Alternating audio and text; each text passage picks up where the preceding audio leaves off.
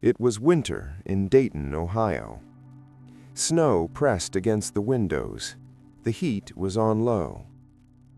David Miller was 11 years old when his father came home early from work. Not sick, not late, just quiet.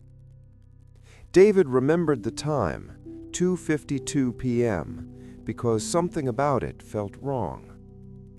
A few weeks later, the car stopped moving. Then the cable went out. Then the groceries changed brands. No announcement was made. Life just shrank. At night, David heard his parents whisper at the kitchen table, not arguing, calculating. One evening, his father showed him how to turn off the lights before bed. Not because we're poor, he said, just until things settle. Things didn't settle, and that's when the idea took root. When I grow up, I won't let money surprise me. David didn't learn that money was something you mastered.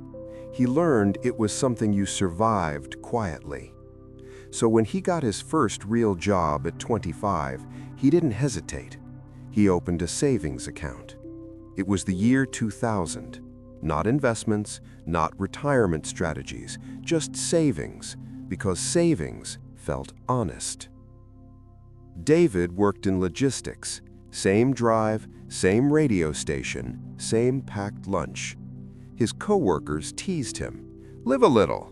You saving for the end of the world?" David smiled. Skipping comfort felt like discipline. Discipline felt like safety. Every month, $200 moved into the account, sometimes $3, not to get rich, to avoid panic. He met Linda at a library fundraiser. They bonded over quiet things, used books, public radio, slow weekends. They married 2 years later. Small ceremony, no spectacle. They planned their finances with conversations, not spreadsheets. When friends talked about stocks, David stayed quiet.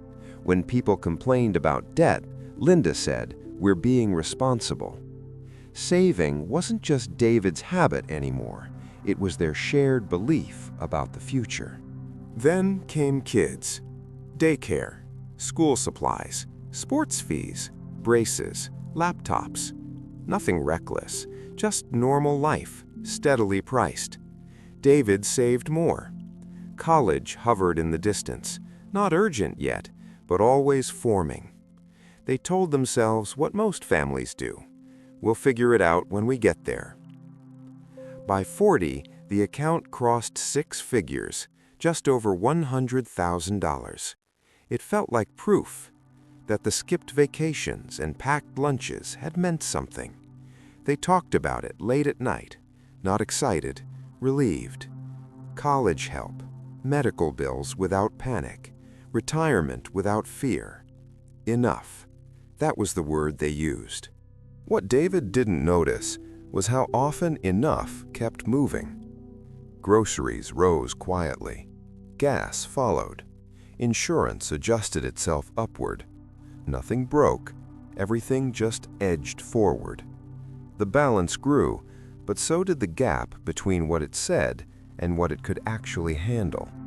David retired at 62. The account sat just under $140,000. Not wealth, but it was supposed to be enough. Social Security would cover the basics. Savings would handle the gaps. Then one afternoon, they sat at the table with a legal pad and asked the question the money was always meant to answer. How much can we take without running out? The planner paused. At today's prices, he said, this will need to last very carefully. Carefully. David had heard that word before. When lights were turned off, when groceries changed brands, when life tightened without warning. The withdrawals looked smaller than expected, then smaller again. Same number, less weight. Not because of mistakes, not because of risk, because time had changed what the money could do. That night, David opened an old notebook. Sketches, a small boat, road trips with question marks, a future drawn with the assumption that time would be cheaper later. It wasn't. The money hadn't disappeared. It had thinned. By winter, the math arrived every month. David took a few shifts at a hardware store. Early mornings, name tag, comfortable shoes. Not because he wanted more, because the quiet life now required maintenance. David didn't lose everything, but something important was gone. Not the money, the margin around it, the space to absorb a surprise, the room to wait something out, the ability to choose slowly. A savings account that survived 20 years without surviving the world it was meant for.